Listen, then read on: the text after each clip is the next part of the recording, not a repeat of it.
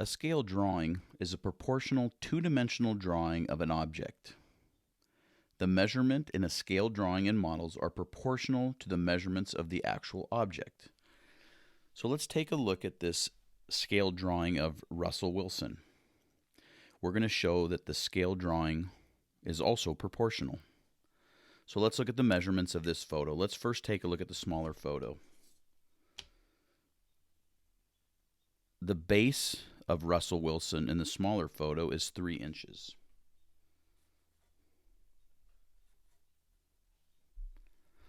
The height of the photo of Russell Wilson is 3.5 inches.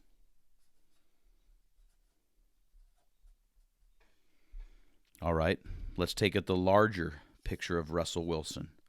It's a proportional picture, and that's what we're going to prove by its measurements. So the base of the drawing of Russell Wilson is 6 inches. And the height of the picture of Russell Wilson is 7 inches.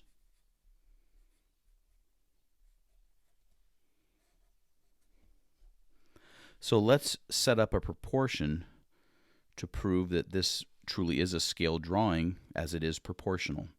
So to set up our proportion, we're going to have line equals line, and we want to be consistent how we set up this proportion.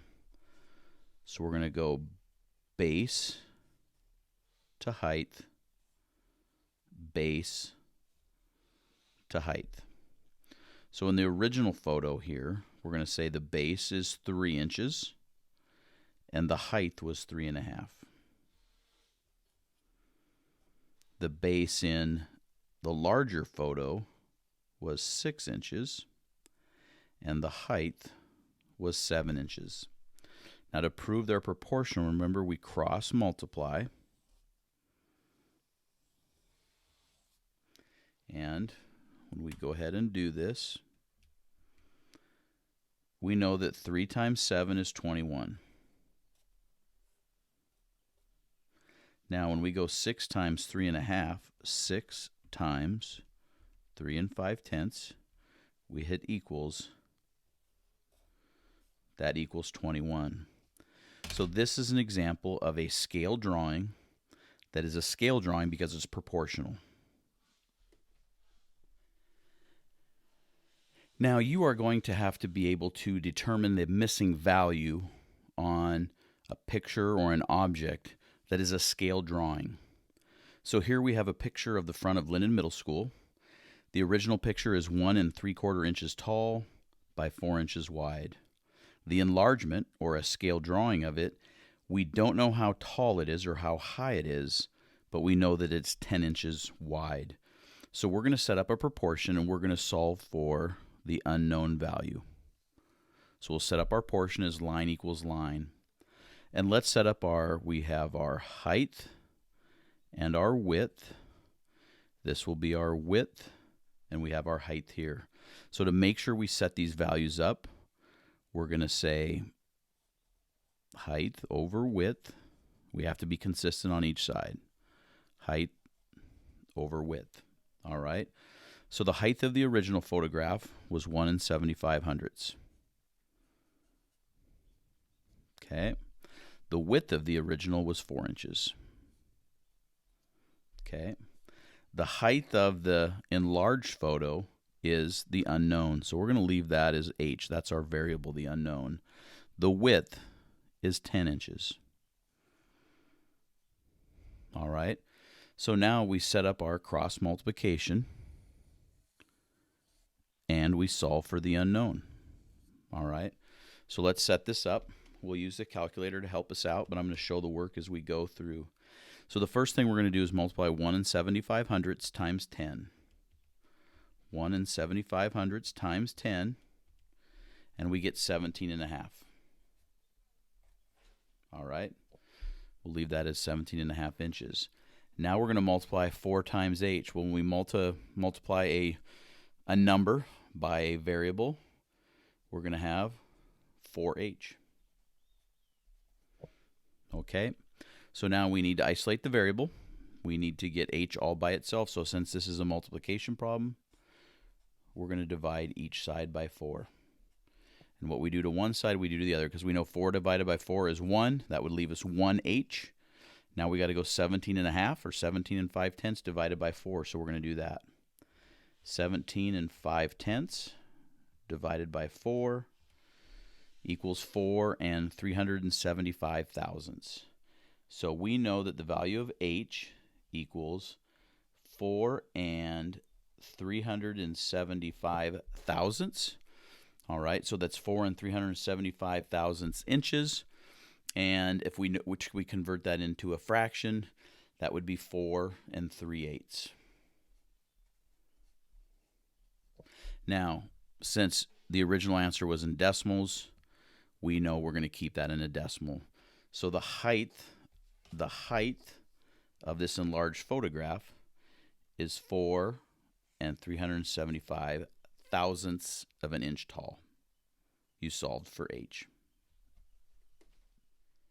In this particular problem, they are showing that triangle ABC is similar to triangle XYZ, triangle XYZ. So it's set up nice and neat because if we see the right angles are both in the lower left-hand corner, so it looks nice and neat. So we can say that, oh, side 6 matches up with side X. The side 10 matches up with side 25. And the base, which is side 8, we don't have a value here or a variable. So we're not expected to find that value. So let's take a look at what they're asking us to find. They want us to find the value of x. All right. So we're going to have the height, which is x, and that matches the height of this triangle, which is 6. Now, the other given measurements is we have the slope of 25 on this triangle, and we have a slope of 10 on this triangle. So we are given the height and the slope, and the height and the slope. And with that, that's enough information for us to solve for x. So again, we're going to call this the height, the slope. The height and the slope. So we're going to set up our proportion. Line equals line. Height over slope equals height over slope. Let's plug in our values. The height here is the unknown, so there's our x. The slope of the same figure is 25. All right, let's go to the smaller triangle. The height here is 6, and the slope here is 10. All right, so we have height to slope, height to slope. So let's go ahead and set up our problem. All right, so we're going to cross multiply. All right, so we're going to, first of all, we're going to multiply 10 times x, which is going to give us 10x. Now we're going to multiply 25 times 6. So again, if you want to use your calculator here, I'm going to go 25 times 6. That equals 150. All right, now all we need to do is isolate the variable, and that will give us the value for x. So this is 10 times x, and we know that when we multiply, to undo that, we do the opposite of that, which is to divide by 10. So we're going to divide each side by 10. So x is going to equal the value of 150 divided by 10. So when I go 150 and I divide that by 10, that gives me a value of 15. So x, or the height of triangle ABC, is going to be 15 units. Doesn't say inches, centimeters, meters, miles. It's just 15 units. So by using a proportion, determining that these were similar figures, we were to determine that the height of triangle ABC is 15 units. Here's another example of a scale drawing. But what you'll notice right away is it's not real friendly or user-friendly because they're not set up to look like each other. Now in this particular illustration, it would be so much easier for us if we could just spin this around so it had the same look to where the right angle is down here, and it would look the same. It'd be a nice right triangle. They're both facing in the same direction. But that's not always going to be the case.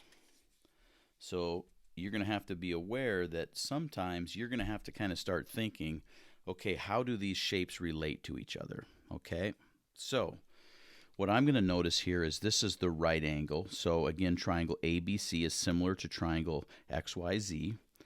We're going to show that they're proportional, but we need to find out what the missing value is. Okay, so when I take a look at this, I'm given the base. The base is 40, and I'm going to label that as B for base. So the base is 40 units. Now, on this particular illustration, here's my right angle. So the base is this unit right here, which is 20. Okay. Now I notice the height we don't have a value for, and I look at here, we don't have a value for the height, but the slope we need to find. Okay, so we have to be aware that that's the slope. So the slope of the larger triangle is 50 units. The slope of the smaller triangle is the unknown. So again, we have to be really careful when we look at the illustrations that they give us. So we're going to set up our proportion, line equals line, base to slope, base to slope. So on the larger triangle, the base was 40 units. The slope was 50 units. The base on the smaller was 20. And the base, or the slope on the smaller one is the unknown. So we need to be able to determine this. Now, some of you may look at this right away and say, hey, I realize something right here. I realize that if I go 40 divided by 2, that equals 20. And what if I do to the top, I do to the bottom? 50 divided by 2 really is 25. So some of you are able to see that just by the reduction of that, if we look at that as a ratio. But let's continue to solve it using cross multiplication to prove that 25 is the right answer, just to show that there is more than one way to solve a problem. So we're going to cross multiply again on this scale drawing. 40 times x is 40x. 20 times 50, and again, I'm going to let you use your calculators if you choose to do so. I'm going to set this right here. 20 times 50 equals 1,000. All right, we need to isolate the variable. We need to get x by itself. So this is a multiplication problem. So to undo that, we're going to divide each side by 40. So the value of x is going to equal whatever 1,000 divided by 40 is. So 1,000 divided by 40 equals 25. And again, we prove that with a reduction in the ratio. But two ways to solve the same problem in that particular case. All right. Today in one of your sheets that you'll be doing today is we're going to be doing a couple riddle sheets today. And on this particular one, we need to be able to determine what is the length of the actual shark based on the scale that they give us and the model that they've provided for us. So let's walk through the sheet to show what they're asking for us. So measure each length to the nearest tenth of a centimeter. Now, not knowing if everybody has a tape measure or a ruler at home, I'm going to provide what the length of measures will be, and I'll show you that in just a second. We need to check that each length that you measure is in the measure checkbox, which is down here. Then we're going to use the scale 4 centimeters equals 3 meters. So what that tells us is that on this model, 4 centimeters in real life will equal 3 meters. Then that's going to help us find the actual length of the shark. And then we're going to write the letter for each figure in the box containing the actual length. So let's look at the Mako shark. So the first thing I need to do is I need to determine what is the actual length of this model. Like how long is it?